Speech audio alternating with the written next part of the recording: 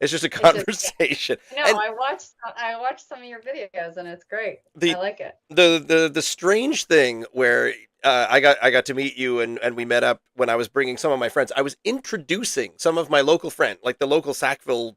I have local Sackville friends, and I've been telling Yeah. them to go to Tapestry forever. And Yeah.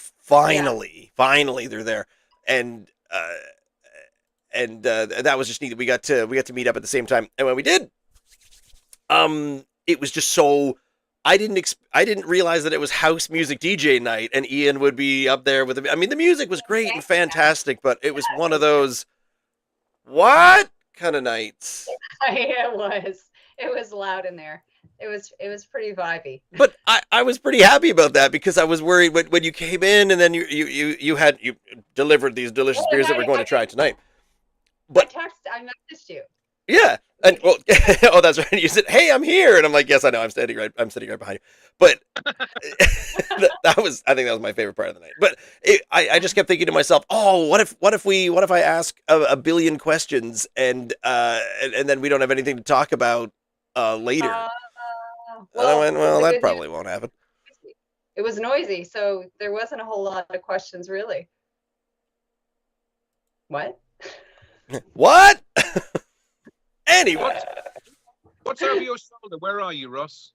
I'm in unfiltered, Unfiltered. Okay. which according to our general plan of drinking the lowest alcohol percentage up to the highest alcohol percentage, we have to start at Oh, 6.5.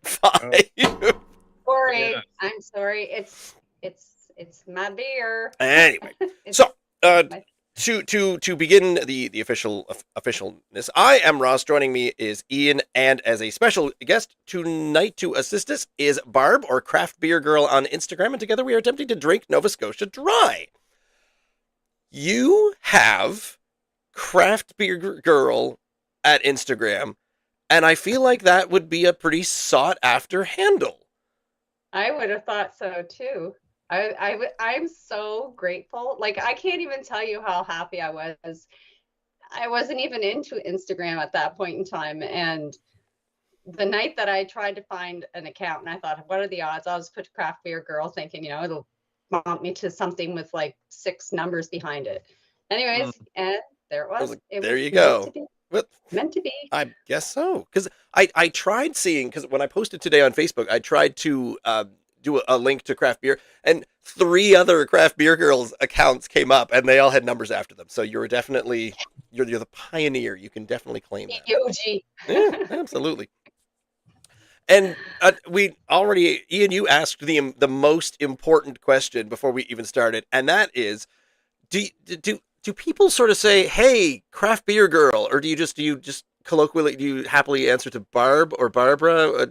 I know Ian Smith at Tapestry Beer Bar 833 Sackville Drive. He calls you Babs, and I don't think that I'm allowed to yet. um, no, you know what? People do actually say Craft Beer Girl.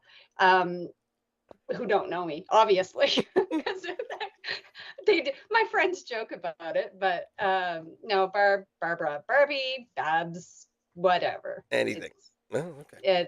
it's all good. It's all good. I'll answer to everything. Ian, what would you like to go Hey, by tonight? Oh, beer boy. I'm just a beer boy. Craft I Beer think that Boy. one's taken. We'll look that up. I'm sure there's no other beer boy, and I'll I'm going to be the first. I will check. Yeah. I will check and see I what's like going the on alliteration. on Instagram. Bluff old man. Bluff old man will do. No, you're the bluff old man right now, and you. There's a bluff beard going on, Ross. But That's are you that's what I'm seeing. are you saying A bluff old. bluff?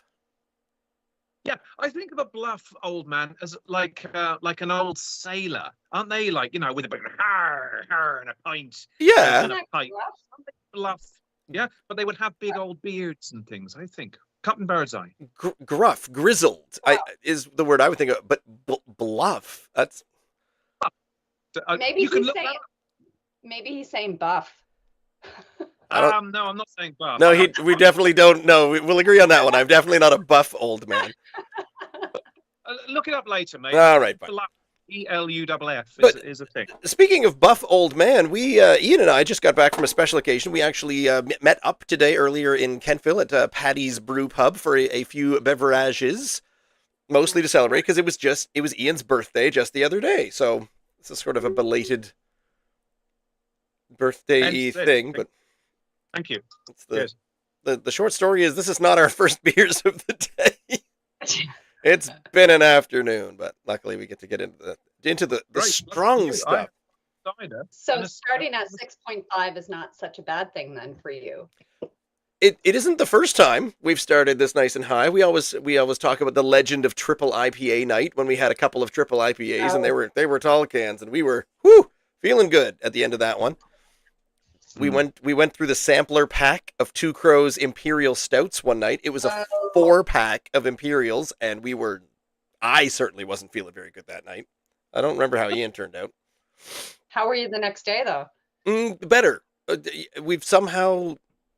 I've somehow gone mostly hangoverless this entire endeavor of doing this for 4 years on a weekly basis. I Wow. stopped getting hangovers when I was 42. And I can nail that on. I can nail that down to the exact year. I think I've What talked to you this. I won't bore you with this, Ross. I'll just make it a very condensed version. I had headaches and migraines and hangovers my whole life. I mean, even not drinking beer. No, I can't get a hangover not drinking beer. But the headaches and the migraines I would get my whole life ever since I was a kid. And then when I was 42 years old, it was like someone flicked a switch. And I stopped getting headaches and migraines. I've had one hangover in about the last 17 years. It's very strange. It all stopped, and I can now drink quite a lot of beer. Yeah, I think maybe my body has finally said, okay, we're used to this now, and I don't even get hungover the next morning. It's very strange, and I love it. Maybe it's that thing that That is I heard that scientifically every 7 years, if you replenish cells in your body, every 7 years, all the cells are brand new. So you are a brand new person every 7 years. So perhaps the 6th iteration, yes, I did the math in my head, of yourself was the one that said, we're good on hangovers. Lou Ham in the chat says happy belated birthday. So happy birthday, Ian, from Lou. We Lewis. need Hey, to- Lewis. need to get into Barb's choices. She chose 3 beers for us to try tonight, and I think we've only ever had one of them. So I'm looking forward to this, and we've had some unfiltered Fun. brewing here and there. Which and- one did you have? We've had the purple grain, I think, Okay. twice. We're up here in the valley, so we do get into the Lunds Mills every now and then. In fact, we talked to Shane. Chantal? Oh, okay. Oh, am I getting the name wrong?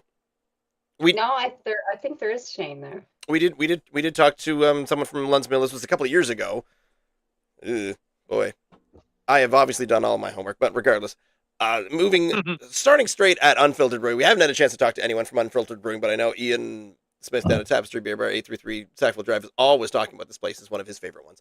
So Unfiltered Brewing is right there on North Street, and this one actually the Exile on North Street IPA. So there's obviously, I don't want to say a statement, chip on the shoulder about where you are, or maybe you're a brew pub or a brewery that's not quite in the downtown area. You're kind of off in your own little wing of Halifax. Maybe it's It's a great spot. You'll have to check it out. Charm School.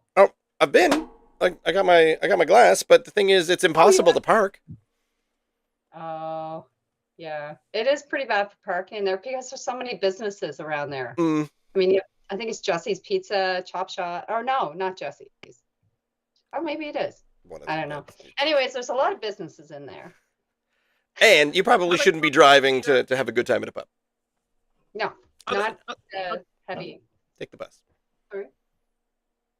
No, I was just saying the name of it. I immediately thought of the Stones album.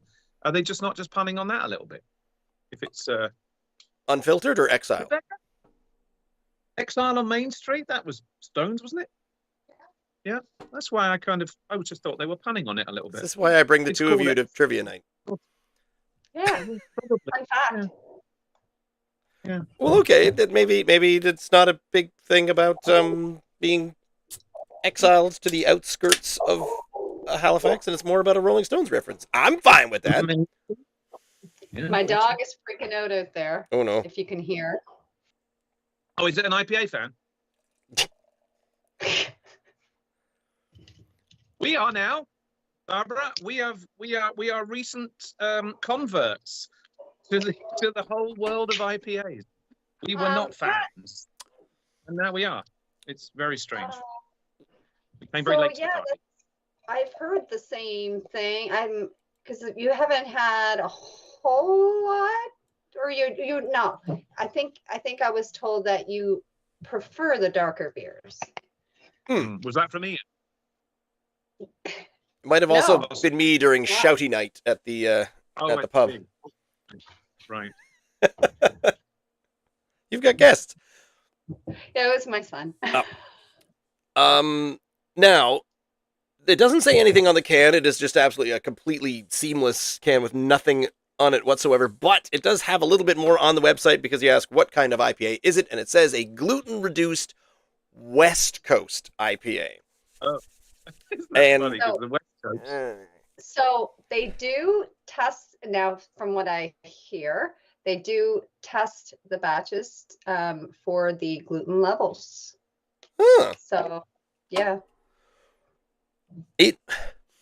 I'm getting a really nice, a very Very nice sweetened citrus smell out of that, which is different because most of the West Coast ones we've had have not been incredibly citrusy. In fact, out of all the Oh. IPA types, I think the West Coast style is my least favorite. Well, this is my absolute favorite. If I had to drink one beer only for the rest of my life, I'm gonna bet this would probably be it. Well, maybe we should have saved this one I for hope you last. enjoy. I hope you enjoy it. It's strong. The Six and a half, not quite The double, reason for but the it's very style nice. that I don't like is what is the dank flavor Yeah. that is apparently popular, and that's the one I don't like. And a lot of West Coast IPAs have that, not all, which is why I've wandered more into the hazy IPA because they get rid of that, and then it's just like a grapefruit juice or something. Well, this has a bit of a haze. It does have a And it bit of a does. haze. Yeah. It's quite And it does. a little What do you- drier than I thought it would be because there's plenty of citrusy smell there, but it's a little drier on the Mhm. old palate. You're saying Um, it's easy to quaff. It's easier than I thought it was going to be. Ooh. Yeah. It doesn't have the like you were just talking about the West Coast. They tend to be a little bit more acidic, do they not, Ross? A little Yeah. bit more the traditional IPAs, whereas the rest of them have refined. Seemingly, the northeast versions and the Maritimes, they tend to have refined that the hoppiness. Even though, of course, they are abounding with hops, they've definitely got smoother. They've smoothed the whole process out. I think over the last 2 or 3 years, which is why why they appeal to us more than they used to. Whereas some of the smash varieties, you get it and you're still like, oh my god, no, it's too much. It's taking my nose. It's that- burning my throat. The as it's going cheek down. tendon. When you drink something and Yeah. you go, "Ugh," Yeah. it pulls you back. That we thought that was all IPAs for a while, especially craft Oh. IPAs, because when you only have the Garrison and the propellers. But then we started going to the smaller ones, and they say, "Oh, try this one. It's a little bit of this, and it's a little bit different." And we tried them, and then, oh, this doesn't have to tear my face off with acidity and bitterness. Interesting. Yeah. So we No. are smoothing back over to that side of things, but I would definitely not refer to ourselves as hop heads. I'm and it's funny because I started with IPAs and I drank them for the longest time. I just wanted to drink IPAs, and I drank probably 150 different variants of IPAs that I could find, and then I was like, okay, now what? Because there's nothing else. Because I was going to New Brunswick and Nova Scotia and whatever, and then it was like, okay, I don't want a pale. What's APA? I don't know what that means. I was kind of Googling and searching a lot and reading, but I don't know if you know this, but not everything you read on the internet is truth. What? I know. I've heard that. Really? You trying to tell me Yeah. that Donald Yeah. Trump is not 6'3"? Well, I don't know what to do with myself anymore. But you did touch on something that I definitely want to. I feel like the best question to start with is what was the start. So did you drink beer or craft beer?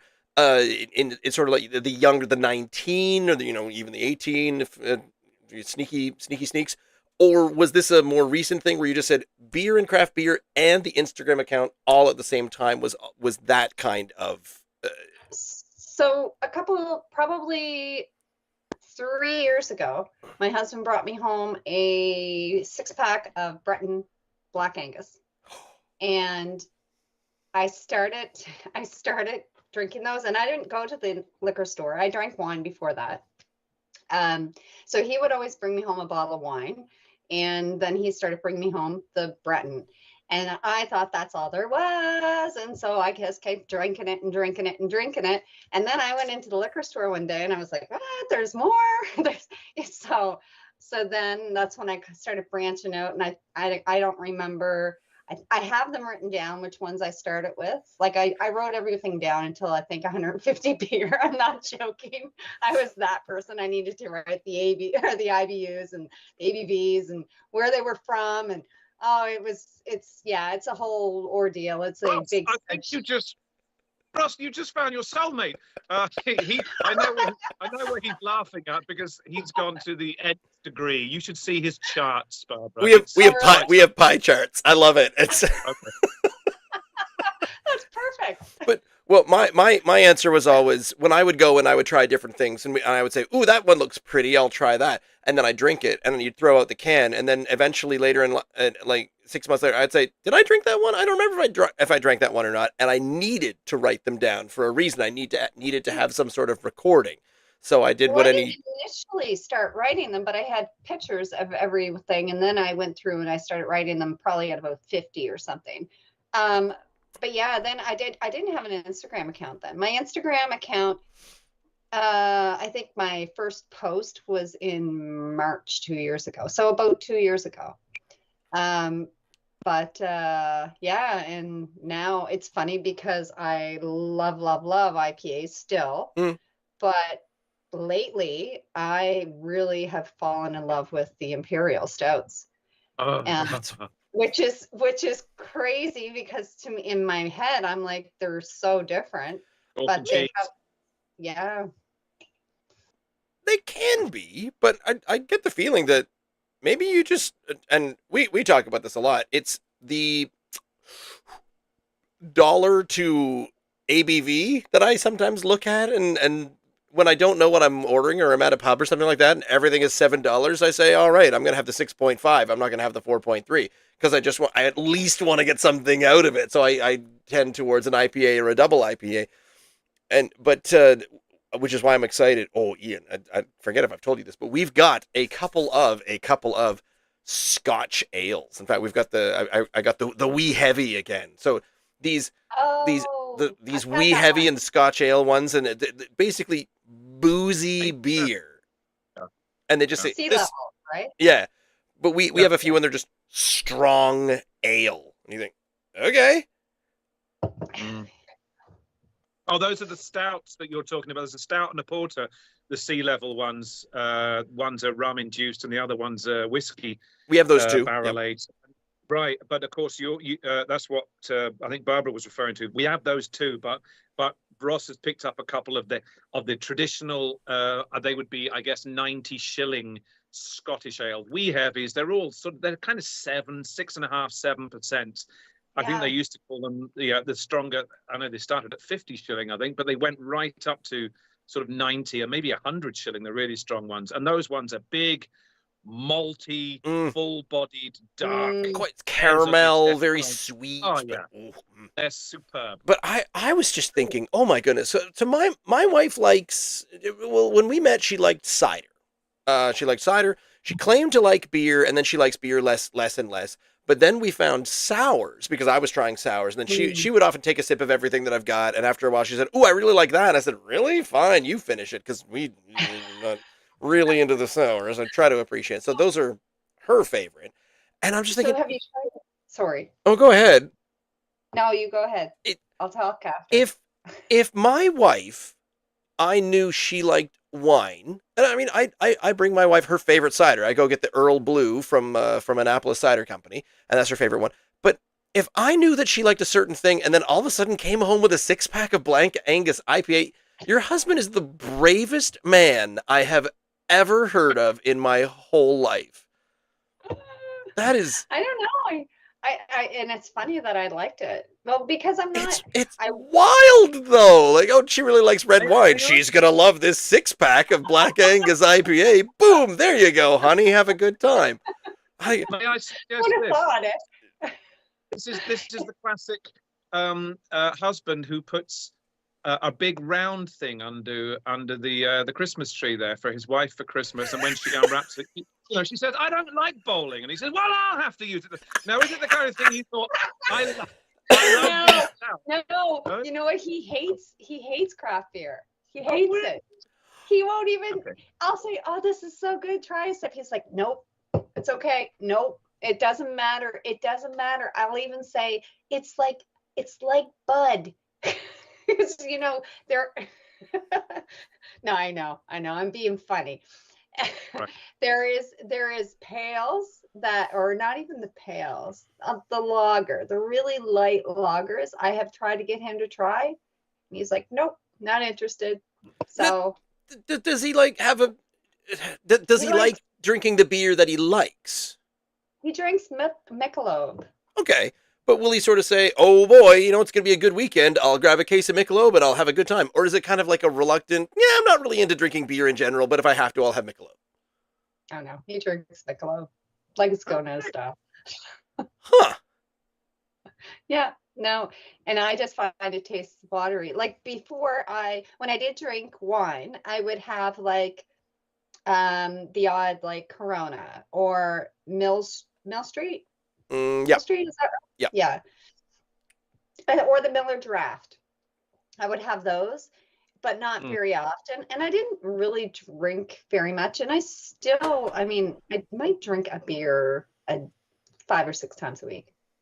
Five times a week. But I don't drink usually more. That's why I'm a little worried tonight, because I'm going to be having 3. So you're going to see a whole new side of craft beer, girl. Cheers. I was actually pretty happy about this when we talked to the Afternoon Pint guys, because usually they have a pint. Right. And I brought this up a little ways through. I felt like an even worse hypocrite because I was on a different location, just because I'd made complete different mess ups and terrible life decisions. I was the only one not drinking, so I felt even worse, because normally I'd be like, "Yeah, we're all gonna have 3 beers together." And I think it was Matt. He was getting a little giggly, and it was fun and it was funny, and I felt like, do you feel, I think I asked them if they felt a little bit of vulnerability here. And it is not the purpose of this podcast in any way, shape, or form. It's not the purpose of the show is not, because that was a form of torture, wasn't it? In the World War II with the Germans, they'd give you too much beer and they'd try to get you to talk. Oh, really? We're not trying to get you to spill secrets or anything. It's just, if you love 3 beers, then hey, we want to drink them.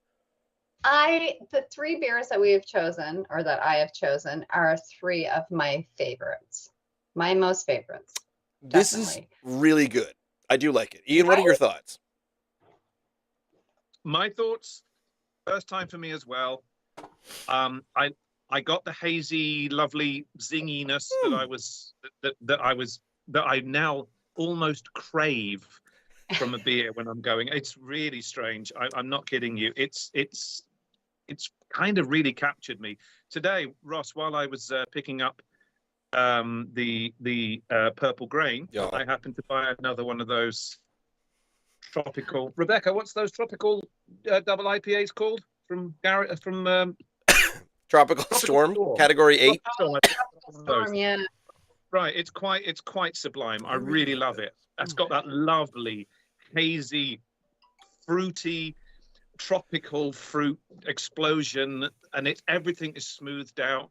There's a bit of maltiness in there, and all of that. And I got to admit, when I cracked this open, I thought, this could be really exciting, because it's a little strong. It's only a single IPA only. IPAs are terribly strong anyway. Yes. It had had that fruitiness and a Mm. kind of tropicalness that I was thinking this is going to be amazing.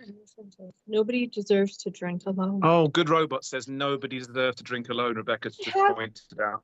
Yeah, and I was yeah. kind of excited, thinking it was going to be like that, but it's got a little bit. Even though I'm drinking it, and it's an awful lot more quaffable than it would have been for me 3 years ago, Barbara. I'm still finding it's got a real dry end to it. I kind of like an afterthought. It's like, oh yeah, I'm still an IPA, but it's smoother than they used to be. I'm okay with it. I wouldn't say, unlike you, it's not my favorite, but I'm okay with it. Well, I'm glad you're kind of enjoying it. Part of this was Absolutely. also the exploration. It Uh-huh. 100% is. I'm so happy that you're open to even trying different stuff, right? Because there's a lot of, like I said, my husband is like, nope, I'm good. Not even a sip. Nope. Well, Smell it. Nope, I'm good.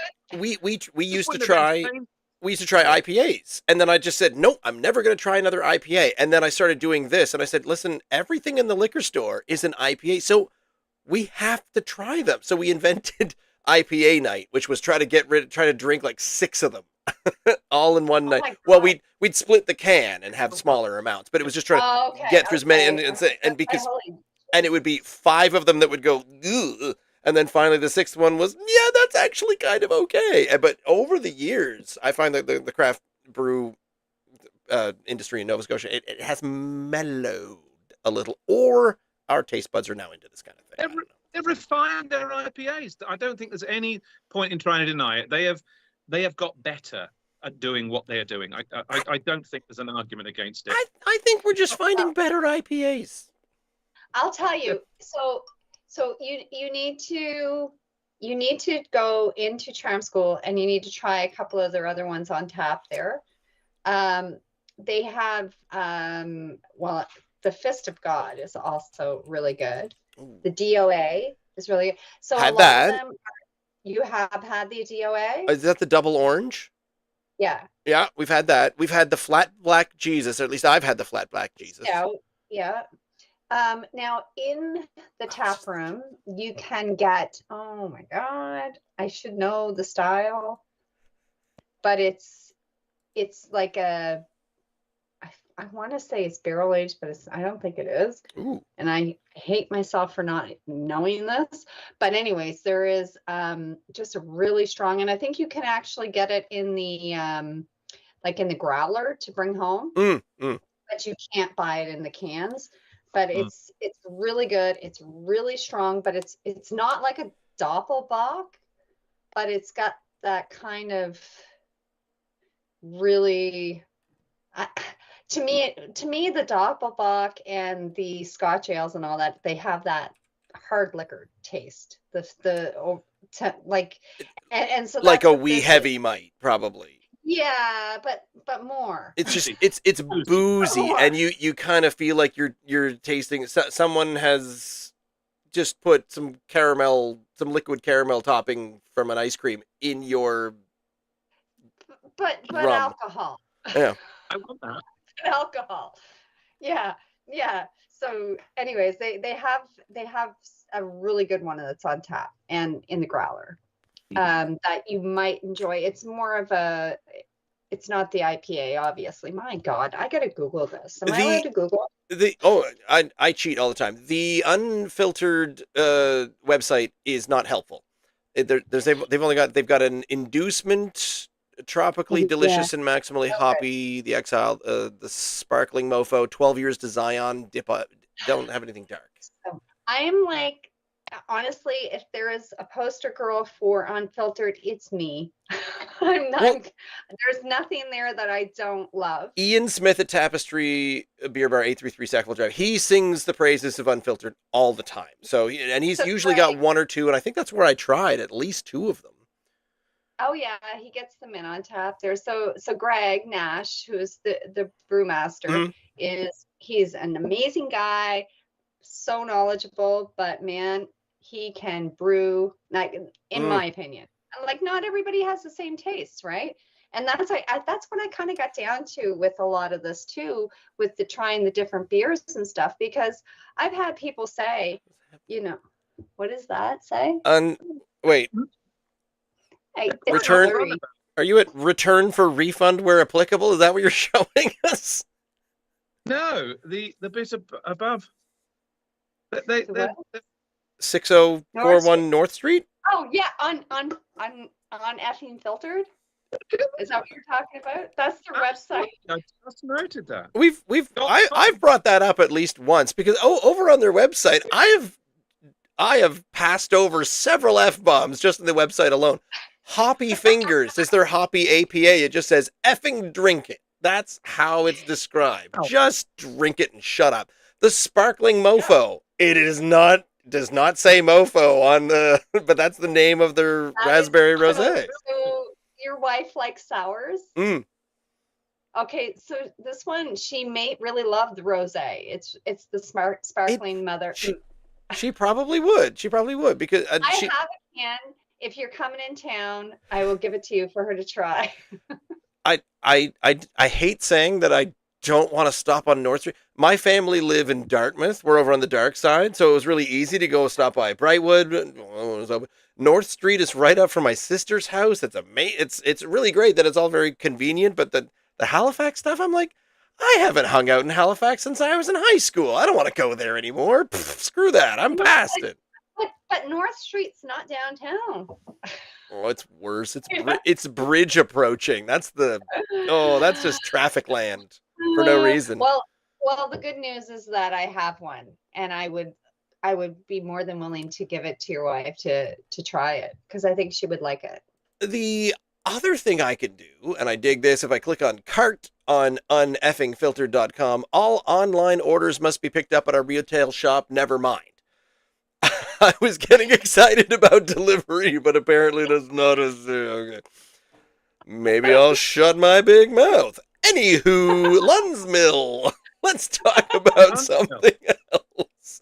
I have Just hang on, I'm still Googling. Just give me a minute. okay. I have been into Unfiltered, and yes, we love all their stuff, but it's the kind of thing. I am a small country mouse, you know. I like to go to Millstone Harvest Brewhouse. There's a parking lot. It's the size of a field. You have to Did drive you out the know that middle of nowhere. Millstone has Exile on North on tap. What? Fun fact. What? Wait, Well, there we go. what? You said you go to Millstone. Millstone has Exile on tap. I was just there. I was Yeah, just there on like Sunday. Oh, really? Yeah. The Bedford.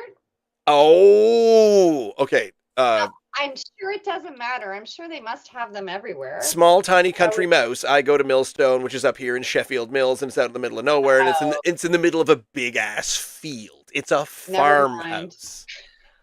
Yeah. City. Pfft, Bedford. Not.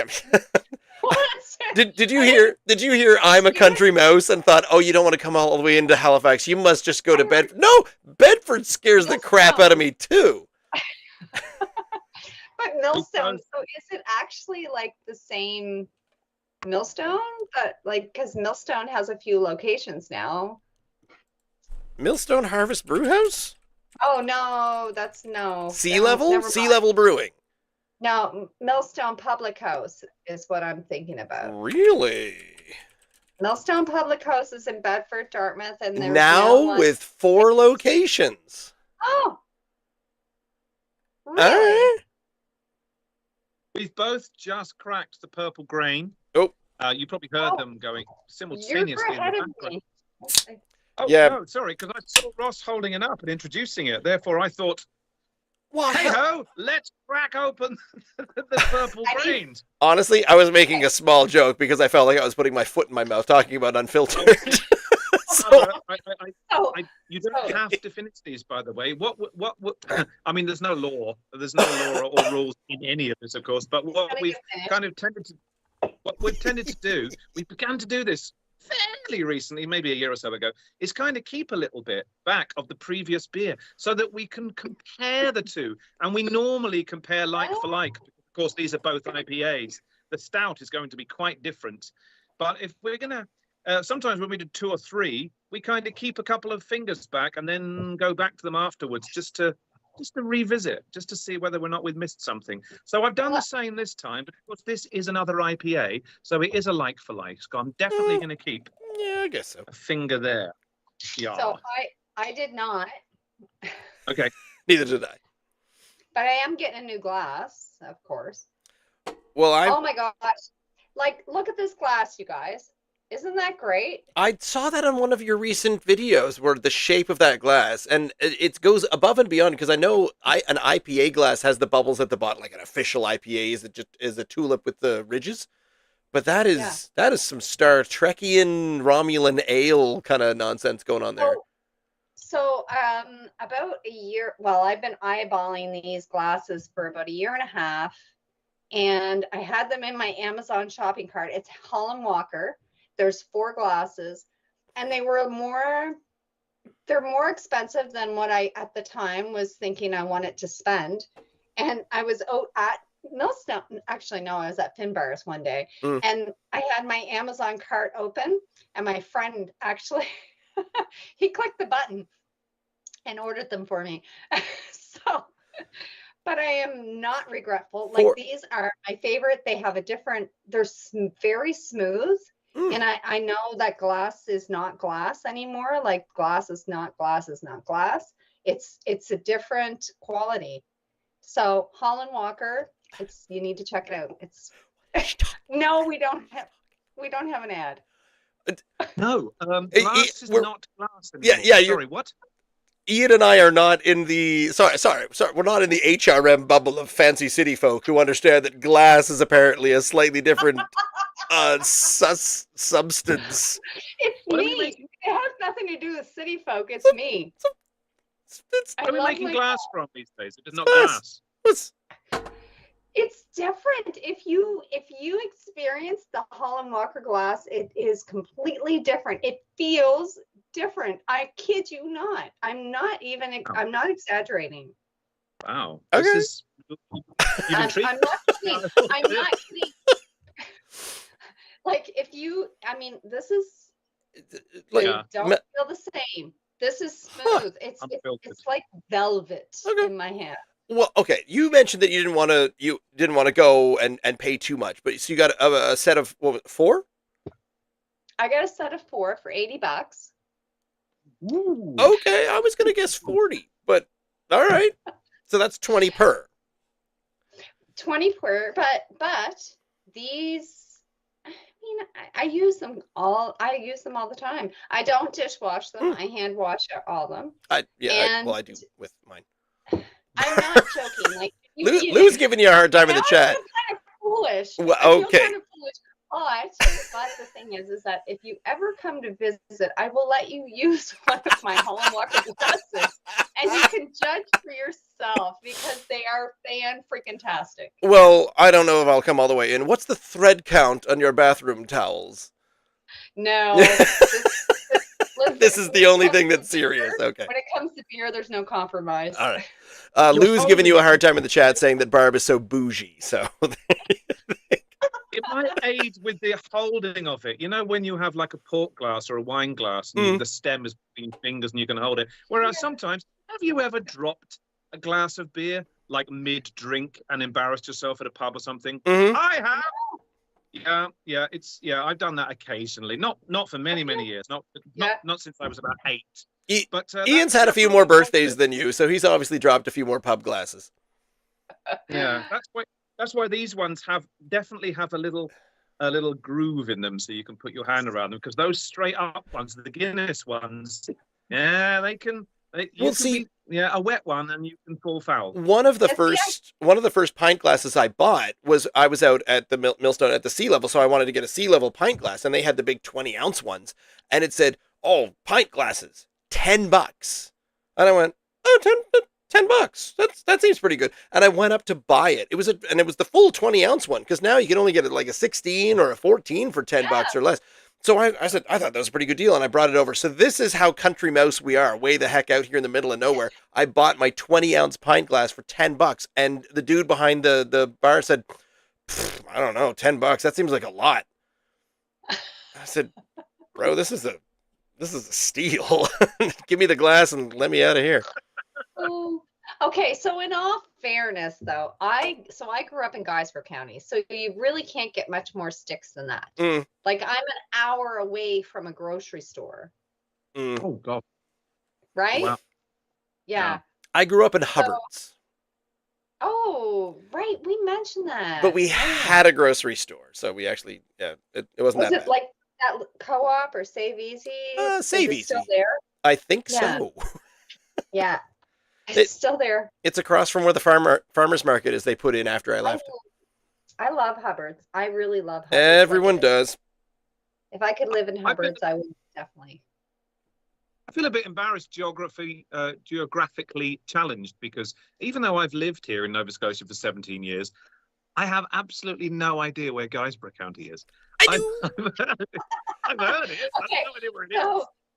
So you know where the Canso Causeway? Do you know where the causeway is to go to Cape Breton? Okay. Oh, absolutely. So Guysborough County basically is like the what would you consider the the eastern shore side of that? If you Right up aimed to for Cape Halifax Breton and Sound. missed, Are you, It's you go? it basically starts from the on the Nova Scotia mainland side, and it goes all the way to Halifax County. Like it's a big Oh. county. it's the It's- East Coast, Or what am I saying? Guysborough County? No, it doesn't go that far because Doesn't it? there's.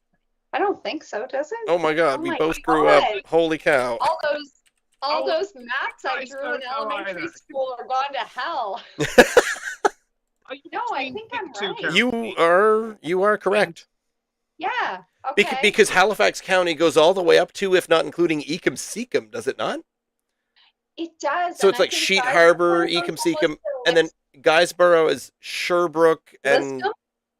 Is it Liscombe? I think Liscombe might be where the county line ish is. hey, I know exactly where the county line between Halifax County and Lunenburg County is in the other direction because it's Hubbard's.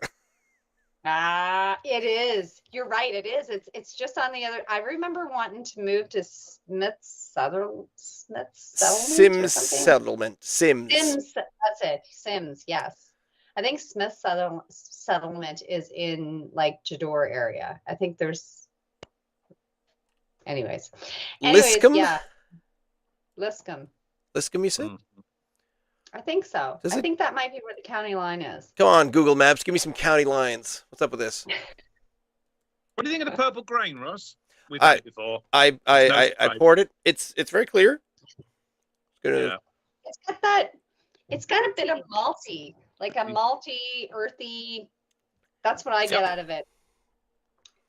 It's nice. It's easy drinking. So easy drinking.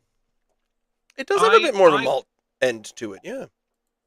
Weirdly, Ross, this kind of reminds me, this particular IPA, of what I used to get from IPAs. Yeah. You And don't- yet, and You don't yeah. like it? no, that's not it. Like I told you, my palate has slowly come on board with the IPAs. Okay. Because if I'd had this 3 years ago, I'd have been going, oh no, I just can't. It's just too much for me. But it has refined, and now weirdly, it's when I'm saying, give me the squash, give me the hazelnuts, give me the zing that I kind of now crave from an IPA. This is what would have had me going before. Yeah. But it doesn't do it to me now. And like I said, I sit there now and saying, I kind of want an IPA. And this gives me what an IPA used to terrify me with. It now it kind of It's does it for me. comforting. It's leaning closer to what I remember the Malternate Reality from North, one of our favorites, Mhm. is tasting like. And so and we called. Remember when we talked to Stephen and Breton Brewing? Yeah. And we were talking about the Tag Your It IPA. Oh yeah. And it's got like, the fish and the shark, and it was all about raising money for marine life awareness. God, it was 3 years ago. But the concept there, and he said something like, oh, well, this year's batch is a little different than last year's batch. And I said, well, how? And he basically said, totally. Ingredients, method, it could be a completely other beer. I said, then why do you still call it the tag you're it? And so I part of me blames that, okay, maybe my taste and flavors have changed a whole lot, but another part of me says, Lund's Mill, have you changed your recipe just a little tiny bit? Because I no, see, didn't like this. maybe listen, I am a firm believer in your taste buds evolving. I know, but I'm That's what I old. think- That's what happened to me. I'm I've- already old, though. Like, I get it. From your taste difference between when you're 17 and when you're 47, but I'm already 47. But when you're trying the different craft brews and you're getting the different styles, and your mouth is you're like, 'cause there's been so many that I have tried that I've been like, okay, I don't like this. I'm going to drink it. I don't like it, or I'm going to dump it. There's only been a couple, two that I've dumped out. But now I can try the exact same beer and I have a whole different appreciation for it, just because I find that the exploration of different styles has opened me up to, maybe I don't like it 100%, but that's okay. I can appreciate the style and what's trying to be, presented, I guess, in that beer. And I know it sounds, some people who aren't into craft beer are like, shut the hell up. But at the same time, I'm like, I can appreciate the style. I can appreciate the different flavors and what's bringing out in it, what It's I'm maltier. saying? This is definitely maltier. Yeah, it is. It definitely. As soon as you said that alternate reality, I thought, oh yeah, that's probably why I'm on board with this now, because Well, I see- wasn't a lover of or either, but I do really, really love the alternate reality, and this does have a Wanna maltier backbone to it. Do you want to hear a funny story? So, well, not funny. Never. We But hate we hate malt- funny stories. It's definitely not. It is okay. Now that I feel kind of foolish, because it is definitely not a funny story, but it's a memory that's triggered by the alternate reality. Is the first time that I actually tried that beer was during the floods last year. Oh. And I did a video when it was raining so hard, and so my post, my reel is on, like, it's pouring rain, but it was when, like, just the tragedy hit friggin' Nova Scotia. And so anytime I think about that, it just brings that memory right back in. Was that the floods? 'Cause we had floods up here. After the fires. Oh, the Before fires. the locusts. No, I'm just kidding. Floods, fires, or locusts? Which one? Because we had We didn't have any locusts. It was right after the was- fires. maybe you didn't. Oh yeah, so the fire one. We had some fires up here in the Windsor region, and in fact, Hilltop Hops. Oh. There was actually a couple of fatalities up here, because of how. When? Oh, was that last summer, Ian, or 2 summers ago? It was just last summer. Becca, it was last summer, wasn't it? Flash, when just the crazy amounts of rain. Was it 2 years ago? It mostly hit Windsor. hit both. Didn't quite hit us this far west, but in Windsor, within Windsor, Hilltop Hops, which was right in the smack dab in the middle of the danger area, said, "Listen, everyone, stay home, stay safe. However, if you're a firefighter, if you're someone on the rescue committee, we are here. Come on in. Coffee's on." And they basically set themselves up as almost a base station for the volunteer and the rescuers. And I loved that post so much. It was so great. We drank the Purple Grain back in June 20th of 2023. Ian, you and I, we were comparing it with the Box Cutter from Annapolis Brewing Company, which was the Box Cutter, which was it used to be the Bad Apple Brew House, but Annapolis Brewing Company were given the recipe for it, so they started producing it. Okay. And would you like to know what we gave it as a mark? Yes, I am so interested. Ian, you got any guesses? What would you give it? out of 10. Well, this was summer 2 years ago, was it? Yeah. But When I what was would you give just- it now? Oh, well, this is interesting because obviously I don't remember what they were, but maybe that was just when I was beginning to come online with IPAs, and I thought, you know what, there were some aren't so bad as others, maybe. I don't know. I probably, as a beer, I may have given this a 6 or a 7. 7.5. 7.5. Okay. Out of So how do 100. Out of 100. No, no, at a 75. How we always do it. I gave it a 9 out of 10, and I thought I was not as generous as that. Apparently, I really like this beer, and I've totally forgotten about that. Yeah, 7.5. Pretty good for me, isn't it? That's a pretty good beer. That Look 7.5. at the color of that, though. It's very It's orange. very It brassy, definitely has very brown. orangey. It's not purpley. It's not princey. And I love the back on the can when it says Prince concentration of Prince tears. It's I lovely. love that. Yep. I went to Chantal, one of the owners had invited me down back in November to to their annual beer, or to one of their beer meetings in February. Now, the day I was supposed to go down, it was calling for snowstorm. So we ended up rebooking it for just this month past. And so I went down there, and it was so much fun. I mean, I'm just me. I don't have really any. She's like, talk about your Instagram account, and I would love to be able to offer more, but I'm here. I love craft beer. I love my followers. I love following people. I like trying different stuff. So I don't know what to offer to people, but it was so much fun down there, and I got to try their Pilsner, which I had never had before. The And I Lunds came- Milsner. Yes, We Love just had that. it's good, eh? Mm. Yeah, I've yeah. I've always found Chantal is a gem. Pilsners to be, what's a nice word for sucky? Yeah, Nay. I got it. Yeah, a bit They're meh. they're over carbonated and really kind of they're like a pretentious lager. I like that definition. Yeah, it's true.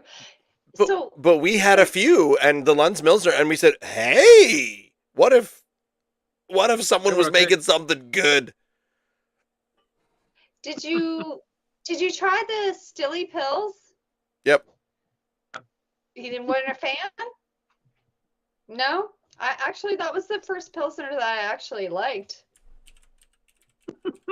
Look that up, Ross. Definitely had the Stilly Pills. Damn it! I didn't record our grading on that one, but we had that February 2024. I find all pills Yeah. to be a little bit unexciting. They're just like, hey, if you really want to persevere with beers, but you don't really want too much flavor to it, pills might be the way forward. It's a bit like when my friends, when I was growing up, my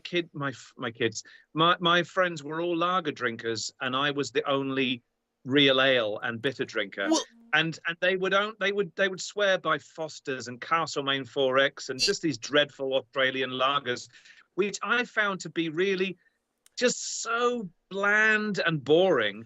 And I find Right. Pilsners, even this ripe old age, to be a little bit the same. They're just like, It feels like one step up from, oh, you drink lagers? Oh, well, I at least have a Pilsner. What does a Pilsner taste like? Lager. lager. And Well, Ross, but we did, like you said, last week when we tried 3 or 4 of them, we actually thought, there's something going on. that's okay. It's not crazy, but it's better than we thought it was going There to be. must be more than this provincial life. We were right there. It was the beginning of Beauty and the Rebecca just Beast. Rebecca just said it tastes like a high school bush party. I guess where everyone's drinking. She hit it bang on. Yeah. No, Yeah. No, I don't think that's a good thing. I have never been, but I don't think that sounds like a good thing. Mm. Okay. There's probably like two it. kinds of bush party. So then, Ian, what is your favorite Novus? You don't necessarily have to say your favorite beer, but like, what is one of your favorite Nova Scotia beers? Before I answer that, I was about to ask something like a minute ago, then it slipped my memory. And what you've just said reminded me what I was going to ask.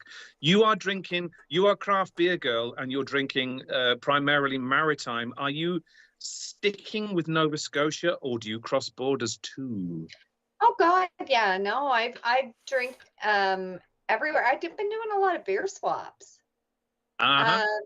Yeah, so I have had some BC beers like FKN, FKN, FKN, if you spell that out. Anyways, so actually Kirk sent me, he sent me a package a while ago, and I had some of their beers, and he had some really great swag too. I have an actual really cool boom hat. It's probably the only hat that I wear right now, because I don't wear hats very often. But I've done some Albertan beers and some Ontario beers, and actually I'm expecting some beer mail from my friend in Ontario who just shipped it out yesterday, and New Brunswick, PEI. I've had some Newfoundland. I'm kind of, I want to try everything. Yes, I'm maritime I because am- I am. You nip down to the local post office and with your 4-pack to do a swap with someone in Ontario of all local breweries here, and they will say, great, we're going to send you some like for like over here, or stuff that you might find quaffable. Are you about to No. ask if she can get you some more Gravedigger from PEI? Oh, that's a good one. That's Do you Ian's like that? favorite. That is Ian's favorite. No, wait. Is it your Propeller favorite? Propeller Nanaimo is Ian's favorite, but the Gravedigger is number 2. Gravedigger Oh, hang is on. good. Right. Ross, no, Nanaimo was my favorite Christmas ale from not Christmas just gone, the year before. Rebecca and I, Oh, yeah. it was so amazing, and we were waiting for them all to be flooding the shelves again last Christmas 3 months ago. Nothing, just crickets. We It's didn't get it. We didn't get it's Propeller. Sorry. No. it. I know. we Gravedigger did that has last been year. our favorite. Was our favorite Halloween. Halloween Pumpkin. autumn drink from 2 years ago. But then again, when it hit last September, October time, and I was beside myself with happiness, they had tweaked the recipe again. I was like, oh, it's still good, but it's not quite as good as it was last year. Craft breweries are allowed to do that. I understand. They're allowed to change their recipes based on what they feedback, etc., etc. However, you did ask me one question, which is my favorite Did you ask Nova Scotian ale? Did you ask, Barbara? Yeah. Is that what you asked? Yeah. Right. No, it's I good think- beer. Yeah. Nova Scotia beer. Well, they're not even alive anymore, bless them. Bad Apple Breweries, Russian Imperial Stout, for me, and the demise was what, 4 or 5 years ago now, Ross? It was for me. when was when the when did Black we and drink Apple- that? Black That and was Apple, it was. I didn't get to try them. I'm sorry that you said that you were an Imperial Stout fan now. This was 11 out of 10. It was Really?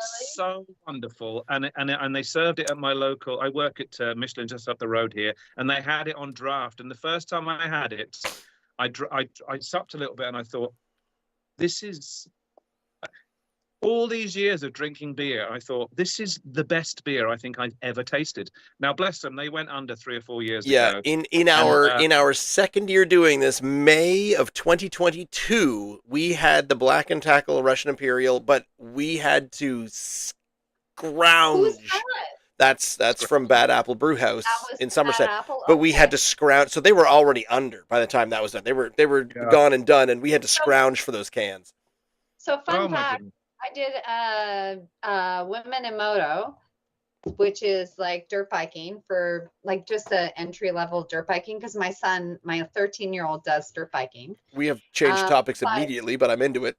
Well, no, it's not really, because when I was in getting fitted for some of the gear that I needed, the daughter of the guy that owned Bad Apple was in there doing the chorus. Kelsey? Elsie. Because I said to her, I said, you look really familiar. And then she told me who she was, and I was like, okay, that makes sense now. Yeah. Kelsey Saunders, the daughter of Jeff Saunders of Bad Apple Brewhouse, is my wife's bestie and was the maid of Ah, honor at my wedding. okay. And Crazy. yeah, that's I crazy. I'm gonna now have to ask her about dirt biking competitions because Yeah, conversations come up. well, it wasn't a competition. It's called Women in Moto, and it's put on by Nasura every year. And so I have very limited abilities, but I felt pretty badass. You get geared up, and I'm on my husband Yeah. rode his bike, use it. But I'll tell you, it was so much fun because the women are so supportive. And I can't say just the women, because even the men in the moto, like we do hare scrambles. My son races in hare scrambles, and everybody is so supportive. We do Nova Scotia and New Brunswick, but it was like an adrenaline rush because I'm like riding the bike, and it's kind of big, and I'm riding along, and my friend goes ahead of me, and she goes up the hill because she has experience, and I'm like looking at this hill, and I'm like, holy shit. And so I just think in my head, give her. And so I did. I did. And I kid you not, like, some places in these trails, there's barely enough space that you can get your handlebars through, because the hare scrambles aren't like motocross. Like hare scrambles are tree. You got to like maneuver your bars through. But I made it up, and it was like rocky and everything. And anyways, I got to the top of the hill, and I'm not even joking. I was like, yeah, I did it. If possible, you are talking to the two people who know the absolute least about Nova Scotia dirt biking. I think. It's so much fun. It is such a community. It is. And well, now I say this because my son was six years old when he started driving the dirt bike, and we weren't involved previously. But the community and the support and the encouragement from the people in the community, he loves it. Like, this is his thing. He doesn't play sports, but man, he rides his motorcycle or his dirt bike in hare scrambles, and he loves it. And the people are really supportive. Like, it's different than motor. I just want to clarify the words. I feel like Ian needs to hare. So it's hare, like a bunny, hare. There it is. So, not like Hair. bunch of scrunchies and ponytails in your again. You're just gonna have to bring it down to the level of I've never even touched a dirt bike. I've seen them go by. So no, because typically it's like motocross, right? So you're on the track, and you're ripping, and you're doing jumps and whatever.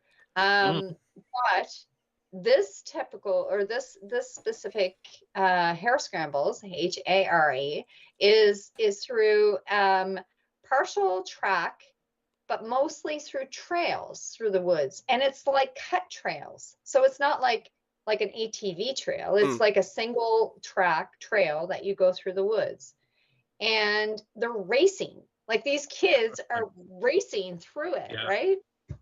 Yeah. So it's pretty exciting. And yeah, so he's moving on up. I mean, he's obviously not six anymore, but it's scary. No, because he walked through your door, and we saw him, and my mind immediately went. That was my older son. Oh, okay. Because obviously, because he wasn't on a motorcycle when he came through your door. But my younger, he broke both legs in the fall. The motorcycle racer or the non-motorcycle racer? The motorcycle racer. Okay.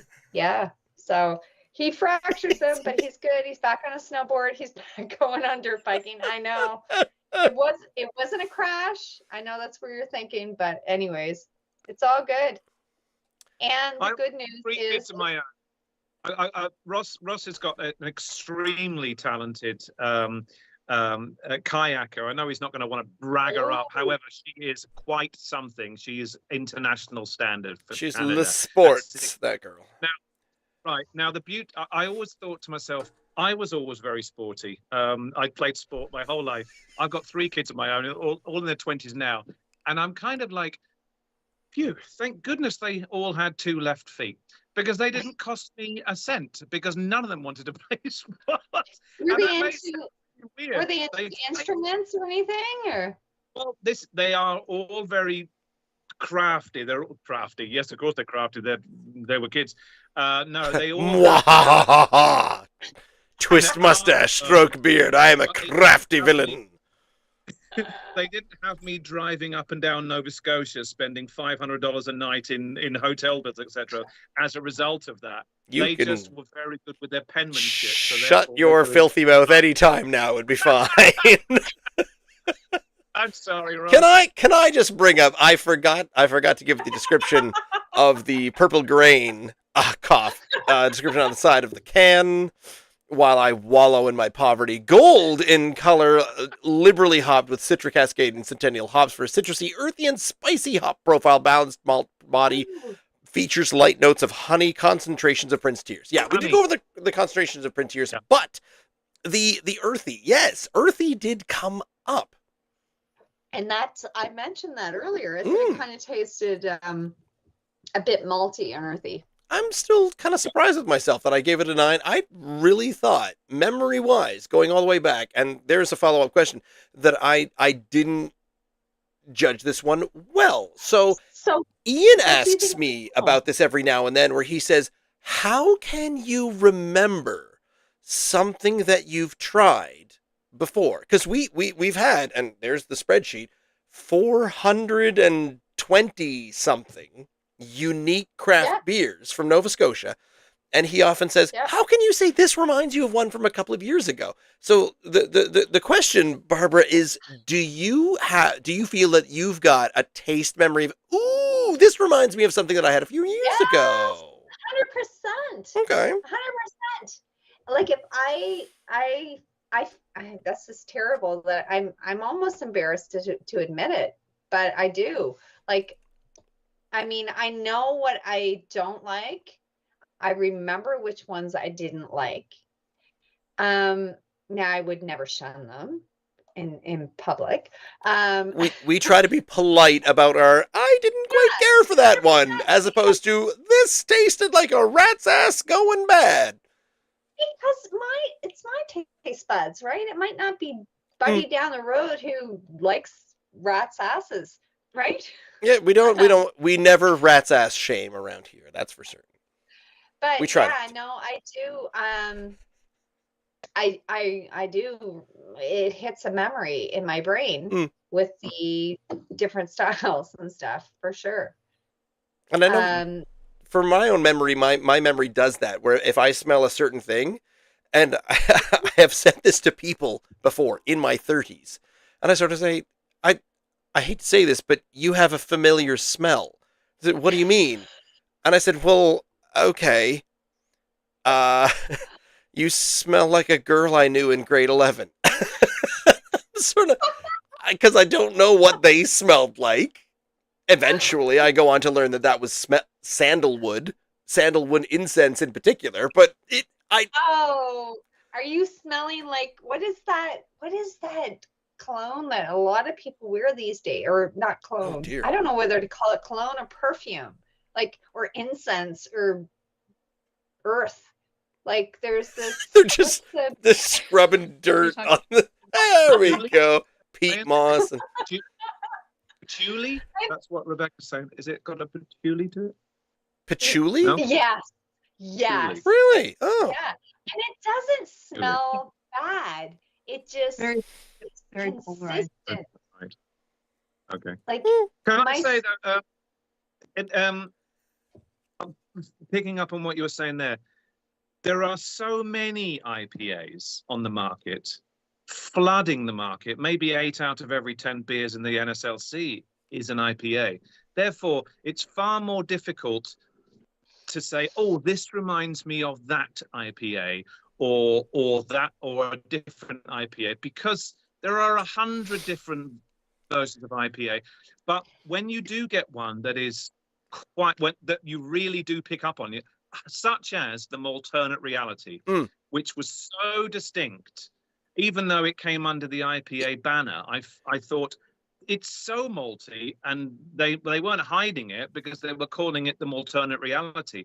Therefore, that one I'm far more given to remembering the distinctive taste of that, rather than the 50 or so IPAs that have a slightly different profile, and you can barely distinguish between them. Ross, the very first time we did our IPA night, you were alluding to it earlier on, we did 6 of them, and there was one of them, one of the 6, bless him, Kia drank them all, and he just said, "Give me them, I love IPAs."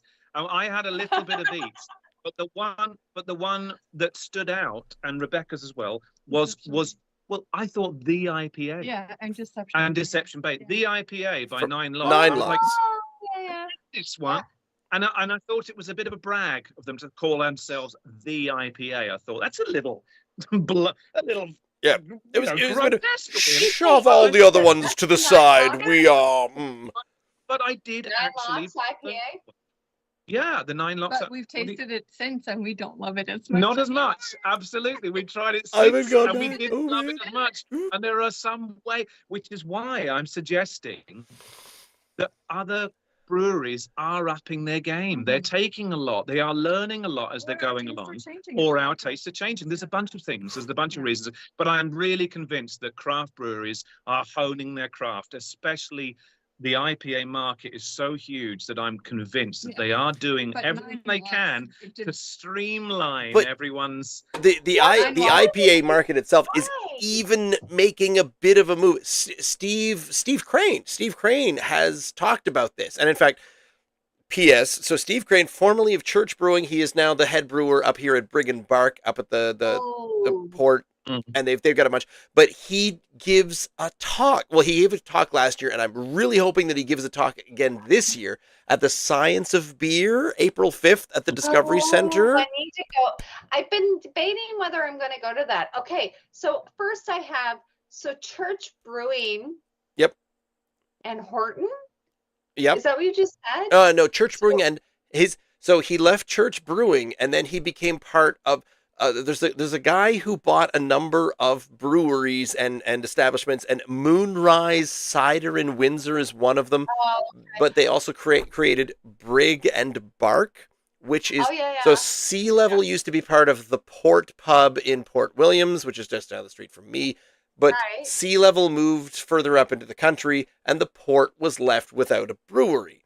So they bought the Port Pub and the Moon Cider, whatever, Moon River Moon, some sort of moon something. I don't know. Werewolf Cider, where it makes you burst out in hair. That's where Brig and Bark. And then Brig and Bark came in. So that's Steve Crane. But the thing was, a couple of years before that, we talked to Steve on this show where we were talking about Church, and we talked about the Nova Scotia industry, the IPA.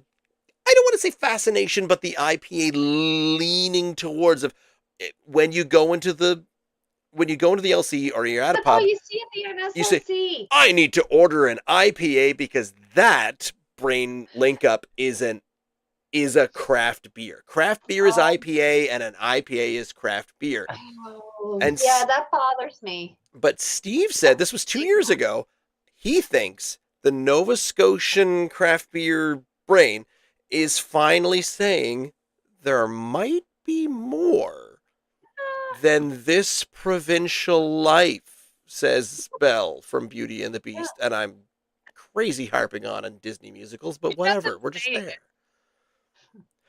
But it's true, and I feel the same. I'm always trying to convince my friends that craft beer is beyond IPAs, because I feel like they have that misconception that it's the hoppy, citrus, hazy, juicy, and I know hazy's not a flavor, but anyways, that whole very hoppiness.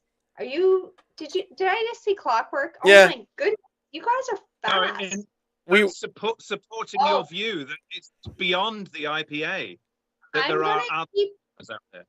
But this isn't even a comparison, right? It's Did you not. did you compare the last two? Ian? Let me hear your thoughts. Between the two, honestly, I felt there was a little bit more of a malt profile in the Purple Grain than there was in the Exile. 100%. Still, the malt and the caramel profile.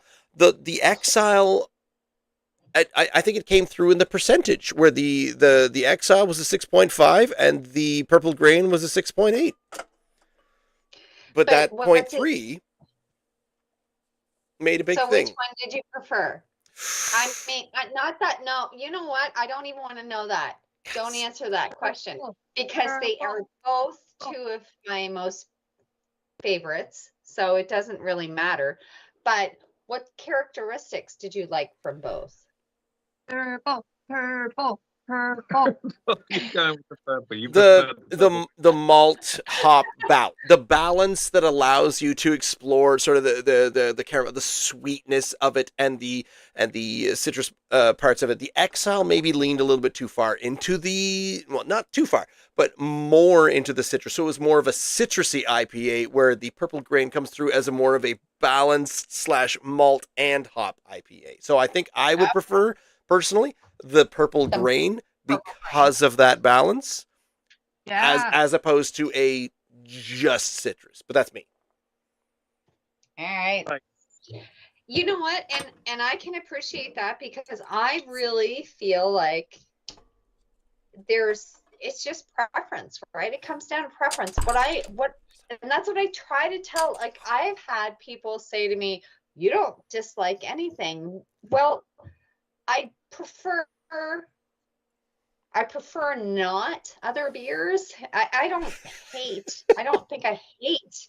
You know what I mean? Like, I can appreciate the style that they're going for and the profile that they're going for, but it doesn't mean that I prefer it.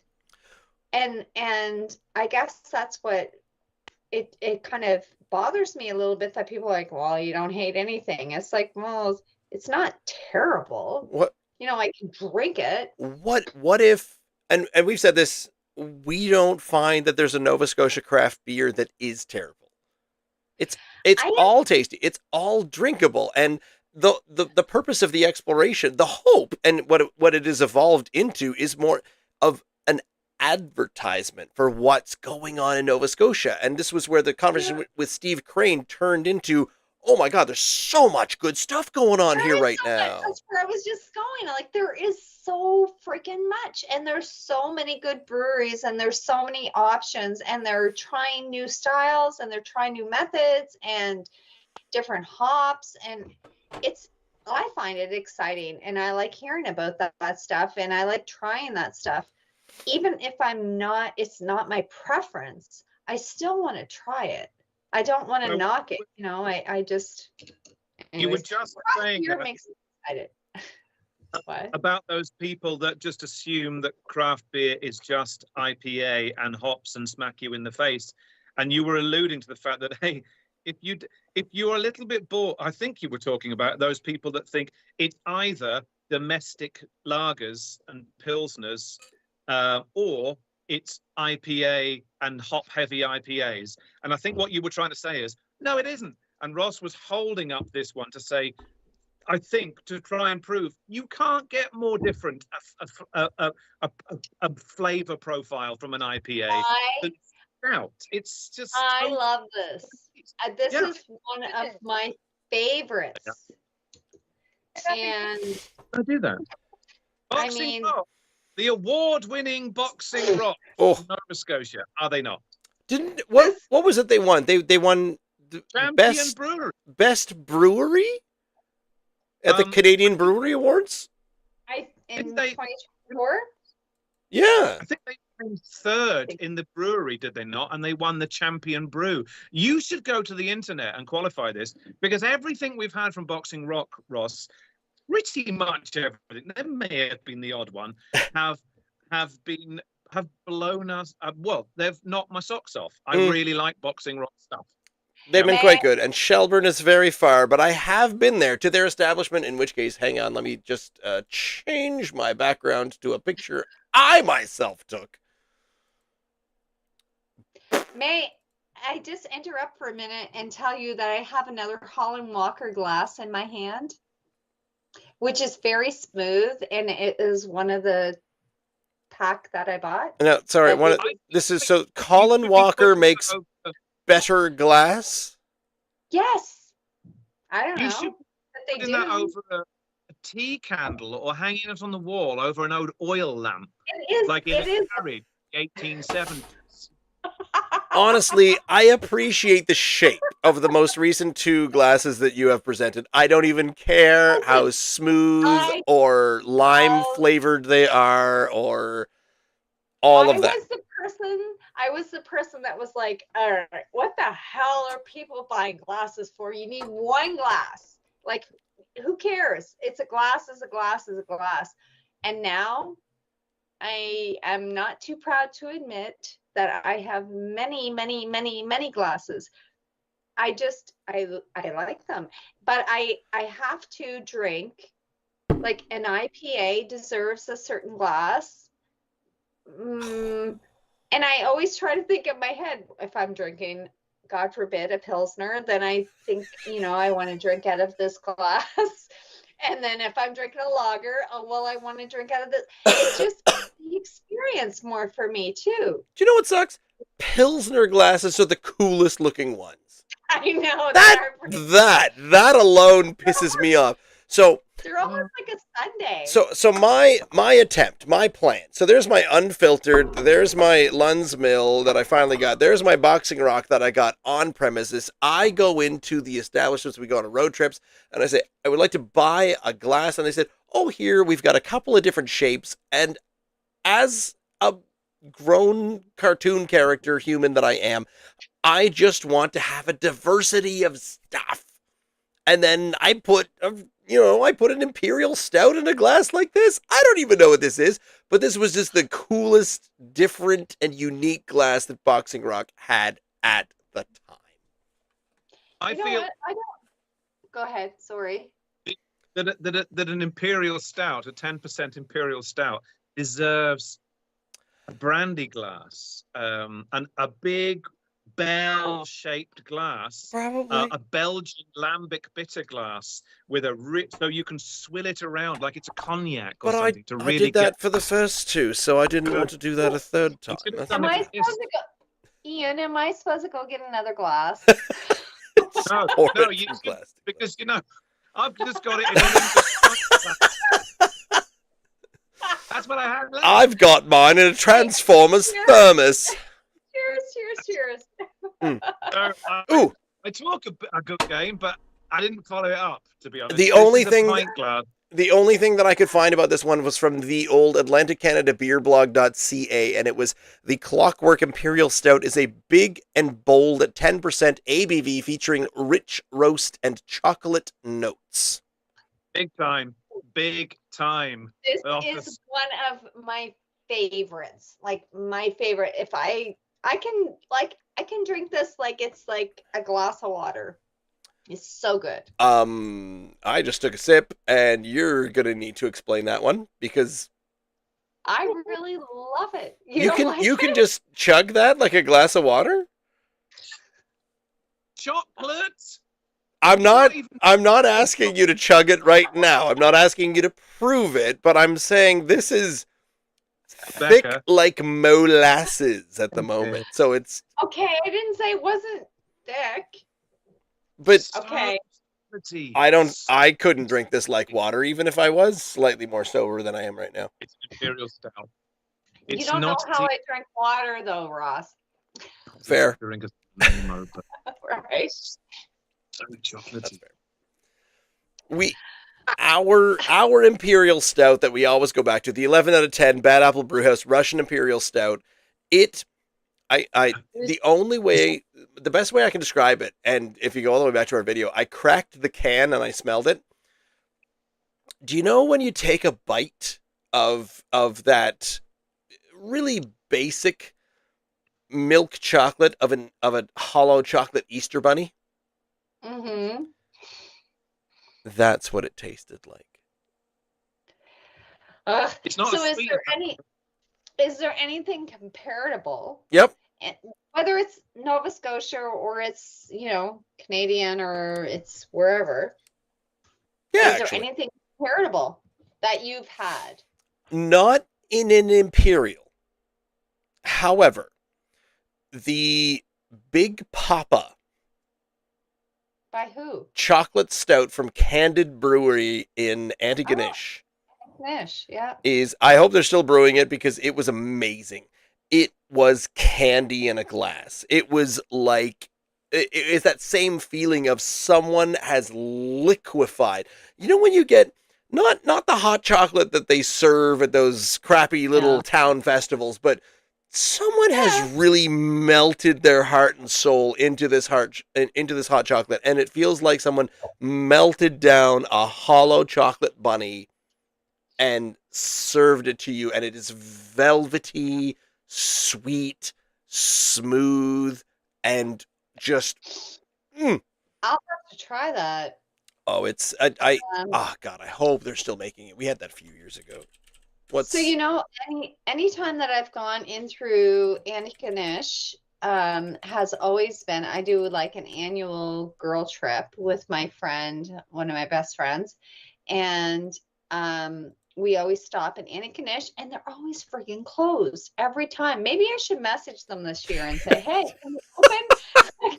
so, Like seriously. my story on this, and I fully agree because I so my daughter plays sports. Ian mentioned this. I had to get my daughter to a soccer game, which was in Sydney, Yeah. Cape Breton. On the way back from Sydney, I had dropped her off at something like 4:00, and she was there for the night, and then she was going to get a ride back. And I said, "Hey, you know what? It's 4:00. I'm in Sydney, so I'm going to stop at all my favorite breweries on the way back, right? Absolutely. Right? Yeah. Well, let's check first. Big Spruce in Bedeck. It's 5:00 on a Saturday night. Let's go. Don't tell me it's closed. Closed. Moving along, and I said, "All right, that's a little ridiculous, but let's go." Moving along, Candid Brewery, Antigonish. Okay, they closed, I think, a little bit later than that. So I did get to Candid, and I did manage to get a couple, and I picked up the Big Papa that night. And then I continued on. Oh, I'm going to stop in Backstage Brewing in Stellarton because I'm coming along the 104 there. Yeah. Closed. Ah. Truro Brewing, I think I stopped at, and they had something, but basically everything east of Truro was closed on a Saturday night at 5:00, 5 p.m. It just was not happening. That's really bizarre. Yeah. Did you end up going to Big Spruce? Did you say Breton was the first place you tried? Didn't try Breton, but Big Spruce was closed. Because Breton's in Sydney, but Big Spruce was along the way in Bedeck, I think. I haven't been there yet. I really want to go. Was this during COVID times, Russ? It was mildly post-COVID. Mildly post. You know, it was... That's a very valid Maybe question. that- I didn't It think is. about, but Maybe their opening times have extended a little bit now on a Saturday. I'm finding Rebecca said this is very boozy, and it is. I kind of get that, but at the same time, it's not boozy. Obviously, like a barrel-aged version would be. It doesn't have that, like there's literally No. whiskey No. in it. so But I do have the barrel aged version, which I wasn't sure if I should give you. Oh, you should. You totally should. Okay, so Am I will give you. So it's Fisticuffs is the name of Oh it. yeah, we've got Have you had it? Yeah. Yep. Okay, so Fisticuffs is basically the barrel aged version of Ooh. this. Yeah. But I see. Fisticuffs changes every year. We had the Fisticuffs that was an aged Bière de Garde. Bière de... Yeah, the guy. What? Oh, I have that one too. No, wasn't- I don't know. It was different. It tasted a little boozier because it was more about the Let me. oh, the I'll be right back. I have to. It wasn't I a want stout, Ross. Was it? We thought it was going to be. No, a it was stout. Bière de Guerre or some kind of De thing Guerre. like that. Yeah. Yeah. What was Bière de Guerre? But it was still very, very boozy. Bière de Garde. For- Strong pale ale. So it was just a Ale. barrel aged. Right. And it was Uh, 8.5% or something, 8 or 9%, something like that. It was pretty strong. Might have been a little bit more Yeah. than that, but yeah, It was, it was pretty. okay. It was boozy. It was very boozy. It was boozy. Yeah, there it Oh. is. But of course, What have does you it have talked about the living God? We had either I think we had the orange one. I have this one and this one. Bière de Right. Garde. We had the orange one. Yeah. Okay. Uh. So this apparently is like the barrel aged of this. Okay. ah, So wait, what whoa. I will do, Wait a minute. It was the barrel aged imperial stout? do they still sell it? Sell it? Are Sell they it? trying to kill Do they me? still sell it? Oh, cool. There are two that we're going to compare very well in the next few months and so, but this is where I learned the concept of barley wine, oh yeah. which is I don't- technically beer. Here, yeah. And so, unfortunately, we have to do because that was the same thing that happened with sours. I said, "Well, sours can't be beer." Someone said, "No, we make it the same way as a beer." And I'm like, "Damn it, we gotta drink it then." Arr. Oh my God. Yeah. Can I tell you guys something though before I forget and before I get sidetracked? So in August 2nd weekend, did I mention this to you already, Ross? No, August 2nd? Wait, maybe. August 2nd weekend. I thought maybe I did. August 2nd weekend. So it's like the long weekend in August, Natal Day weekend. Beer Babes family is coming to Nova Scotia. You did. Yes, you did tell me about this at Okay. that's Right, at Tapestry. So I mean, if you would like to come and check it out and support, and I know Ian's I- more of I a told beer you- babe than I am. Yeah, but it's supporting the brewing, the different brewing industries, and So- and I am So then it Go ahead. it accepts because I mean I don't want to say that Beer Babes is No, only a female no, event, but Beer it does Babes accept. not just girls. It's not just girls. It's just the Beer Babes family. The Beer Babes family is everybody. Good. It's inclusive. It's not just girls. No. We are so they're coming to Nova Scotia. We're going to do a release with Mac 902, which is the rice brewery that I was telling you about. Mhm. on Oh yes. You got to tell me more about that. on Kempt Road.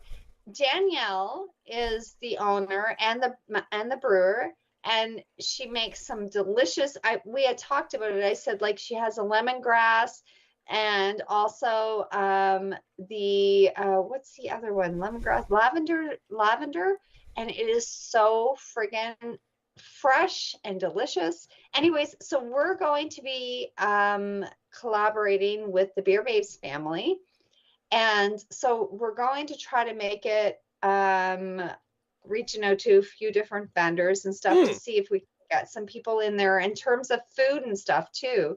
But on August 2nd is the release date, I believe. August 2nd. Yeah. That's a Anyways, good if day you're for me. free, it would be great to have some support. And there'll be people coming from like Quebec and Arizona and different places in the States and stuff. So that's a big it'll be wide- fun. That's a big wide web of how Beer Babes, I guess, extends itself. But Beer America Babes, do you know supporting Beer Canada. Babes? Do you know what the Beer Babes is? I sadly no. Okay, so the Beer Babes family is a non-profit organization that collaborates with breweries across North America to create a collaboration beer, and a certain percentage of that beer will go into a fund that then becomes a grant for a woman in brewing. And the very first person who won, or brewer who won this was actually Mary, who is the daughter of the originator of Granite Brewing here in Halifax. Yeah, now I remember we did have this Very part of the good, yeah. conversation when we were Right. talking at Tapestry Beer. I just feel like it's super cool. It's super supportive. And I mean, honestly, these days, beer is just not about IPAs. It's not just about No, that's styles. I mean, you have rice brewing. It's everything. And so if we can support those people, I mean, it's a Nova Scotia organization. Right? I don't know if I led you when last year I went to the Science of Beer exhibit at Discovery Center. One of the two lectures, so there was a couple of lectures to choose from, and I went to one that was been put on by a good friend of mine who I'd known at Acadia. He was a theater major, and he was putting on a lecture called the history of beer, and I thought that sounds interesting, and it was the whole thing Egyptian the whole way through, but I learned so much about I don't even want to say influence. There's got to be a better word for influence of women in the brewing process, because you were telling me about this. Since it was considered cooking and kitchen stuff, everyone went, well, women can do that. And women did. And women did. But the thing is, it became such a business that finally, after something like 400 years, men were sitting around going, they're making money off of this, and these women are getting money, and we can't have that. Yeah. And it all changed. Like from then on, because it had just been traditionally women had been the brewers. They were the brewers, and then all of a sudden men said, wait a minute. There's profit to be made. There's profit to be made, yeah. Let's burn them at the stake. And that was literally what happened. Because, I love that part. It was so fascinating, curious. But I know, so the other lecture was Steve Crane. And I remember looking at Steve Crane of Brig and Bark, and well, I didn't know he was Brig and Bark, but but we had recently talked to him like a year ago, and we'd had this huge conversation about how IPAs are affecting Nova Scotia and how our brewing process is actually evolving and turning the market into less of just a give me the hoppiest stupid thing you can, and making it a bit more evolved. And so I looked at the two lectures and I thought, I've already talked to Steve. I know what he's going to say. And I wanted to hear what Steve had to say about the history. And so I learned so incredibly much. But if Steve's talking again, I would definitely go see Steve Crane. So anyway, the short story is Ian and I have tickets, so you have someone to sit next to if you go to the Science of Beer exhibit at the Discovery Center. I'm actually really thinking about it. I had a friend of mine ask me today if I was going, and it's next weekend, right? It is. It's April 5th, so I think it's a week Saturday. So then we could do like burger first, because it's burger week. I hate burgers. What do you mean? How can you hate a burger? You need No, I really love burgers. I'm terrible for burgers. I'd have a burger. A burger right now. I have burgers for breakfast. I'd have a burger. Ian has ordered burgers at our on-site beer reviews. Oh, really? Okay, so Ian, you need to go onto my Instagram, because right now I'm doing a giveaway with Tilted Tab for $100 gift card for burgers. Burgers. Do I'd take that. you want $100 of burgers? My wife and I. Right now. My wife and I are part of so up in the valley, we don't do Burger Week, we do Burger Wars.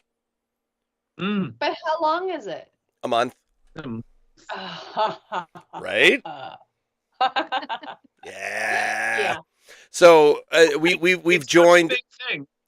It's such a big thing. Sorry, Ross. That last night we were at a trivia night at Kellogg's trivia quiz, and there's only 4 rounds, would you believe? But one of the rounds, I was telling you about this earlier on, Ross, was Burger Wars. They asked 10 questions about Burger Wars, like it was such a huge, huge event. They were asking, who won the first Burger Wars 15 years ago? Oh, damn it. I Who thought there were won questions last about year? me. Did they ask about me? How many burgers did we sell last week? It was that crazy. It was a Burger Wars focused round, and we didn't do very well, did we?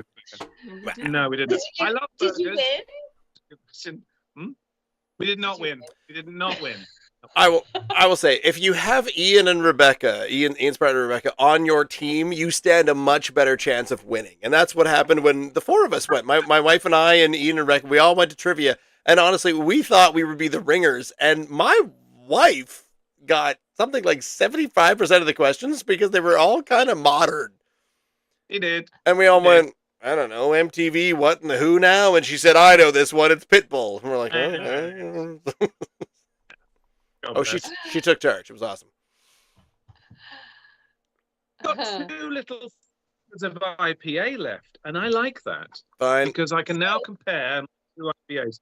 By the So way, I'm your curious. stout, Yeah. I I'm curious. really, really like it because this is my traditional leanings, Barbara. IPAs have come late to me. Malty, backboned, heavy, dark ales are what I've drunk my whole life. I'll still continue to drink them. It's only IPAs that have kind of won me over recently. I really like it, but of course it's 10%, so I'm going to drink it in moderation. And I have to say it now, even though I've said this in the past, that I could drink stouts all year round. You know, when they make it a Oh, more 100%, seasonal thing. yeah. Yeah, I get that. I do get it. The craft breweries aren't going to go and brew 1,000 tons of stout that they know that it's not going to sell. They know that they've got to market it for Yeah. people that are going to be buying these things. I would Seasonal. stouts off the shelf all year round. However, not a 10%. That does feel to me to be something of a special occasion kind of stout. Whereas I want to have a stout of 4 or 5%. It's delicious.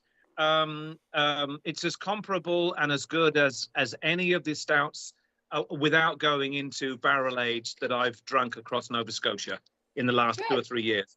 These I'm IPAs, glad you enjoyed it. yeah, I really did. The purple grain for me just took it on account of its maltiness, and I've totally come around to IPAs. 90% come around to IPAs and double IPAs and even triples in recent years. But to me, it's still a nice rounder bodied and a bit malty balanced as well, more malty balanced as well, even though the unfiltered was perfectly quaffable with a more West Coast leaning. Mm. And I can everything. totally appreciate that. Totally. Good. Totally. And how about you, Ross? What are you feeling over there? I think I prefer the triple what am I talking about? Purple grain over the Exile, which is funny because I often lean towards the brewing style of the unfiltered, but the purple grain still did it for me, and I was surprised to learn my own feelings from years ago, saying, "You really love this beer," Yeah. because I've honestly avoided this one, thinking, I didn't like it, but apparently I do. And the Boxing Rock Imperial, we've had a number of Imperials, a few. May I ask, Ross? May I ask if you gave the purple grain 9 last time around, as you've just found out? 9. Is it a 10? It would not. Without having that past 9 in my head, I definitely wouldn't have rated it that high. So it would be high 8s for sure, 8.7, 8.8. But I feel like for just because, and this is what it comes down to, is if it's just, here is the IPA, boom. If you tell me that you're a type of IPA, like you're a this IPA or that, you're a New England IPA, you're a It's hazy IPA, evolving. you're a We're evolving in IPAs. but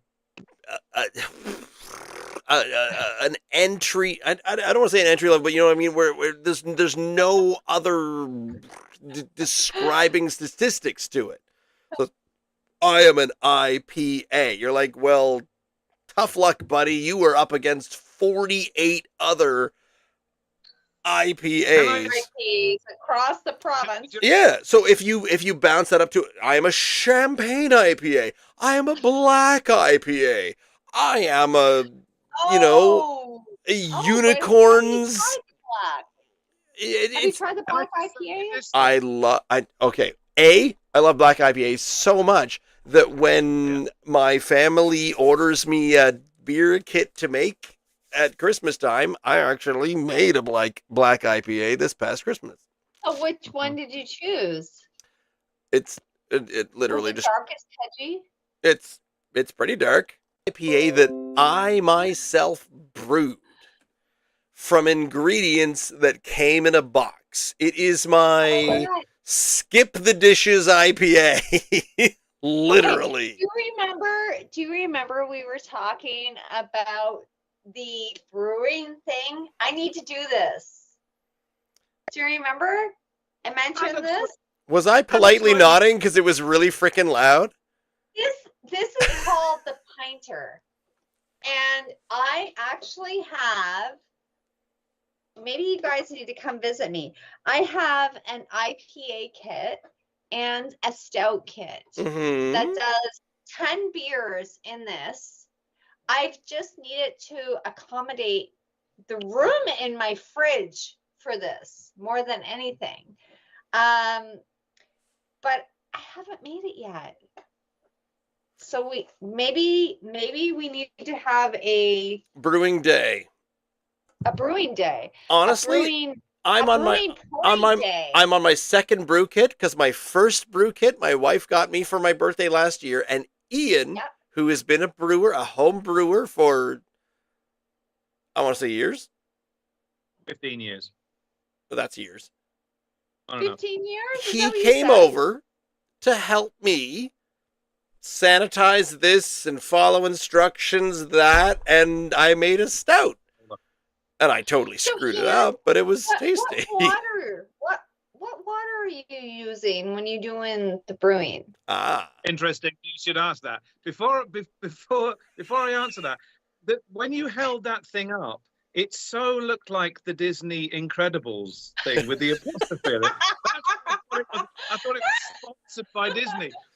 The second thing I was going to ask. It reminds me of a pig. A what? A pig? It does seem a little piggish. Oh, it does. Yeah, it's got the barrel thing for it. I've forgotten what the second thing I was going to ask. Sorry. I'm sorry. Whatever it is. Yeah. Incredibles. No. Incredible. I'm out of here, folks. Good night, and I'll speak to you again soon. Personally, when I'm about to make a brew, there's 2 different springs of underground water, and I go and get some of that. That's how I make it. So I had heard that if you get the water from, I think I might have mentioned this to you about the big blue jug at Sobeys. Oh. To use that water. I don't know, it's distilled. I've heard to use distilled water, but I used spring water for my beers, and it's fucking tasty. Do you actually collect the spring water? Like, is it spring water? Yeah. There are springs here. There's one over in the Gaspereau Valley. There's one up in New Ross, and you can go to either of those. That's how we fill our little camp canteen thing. And it takes exactly the right amount that I need to make a batch of beer. And I have made it with the spring water that erupts out of, and they've got a little tap thing, and you have to go and get it. But I got the last one in wintertime, so I was there skating on ice, and it was very dangerous. But whatever, I'm a country mouse, and that's just kind of my jam. That's just that's where we live and what's going on. Right, it's the environment. I will happily bring you 23 liters in my camp canteen of spring water from the Gaspereau Valley, and will make your weird ass pig Incredibles beer. Space Hopper. I have 2 different beers. I kid you not. Hang on. Uh-oh. There's They another are right here. There's another pig So under the desk. I have Dark Matter.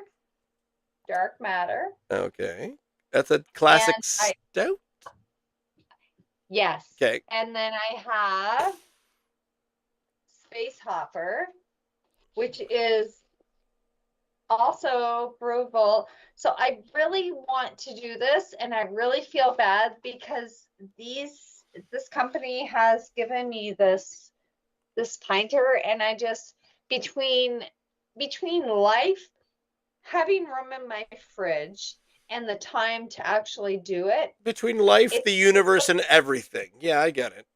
Right. So but I feel really bad because they have given me this pinter and these brews to kind of help them, and I just really want to do it. So I yeah, I feel like think this is I'm the gonna- most hilarious video chat project you can possibly conceptualize.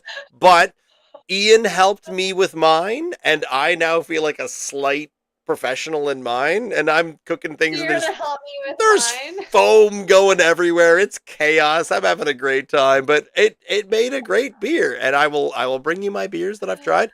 I'll bring you some of Ian's that he sent to me, but yeah, that's it. We're gonna start making beers, and it's gonna be called, I don't know, what do we call our Let's brewery? do it. There's so many good brewery names. I don't know. I'm biased. Yeah, craft beer. There, we'll call it the Y chromosome, the Y chromosome brewery, and we'll have it 100%. I can deal with that. I want to thank Barbara, Craft Beer Girl on Instagram, for so much for joining us tonight and agreeing to come in and chat with us. Ian, my co-host, and Lunds Mill, Boxing Rock, and Unfiltered for making the beers that we tried tonight.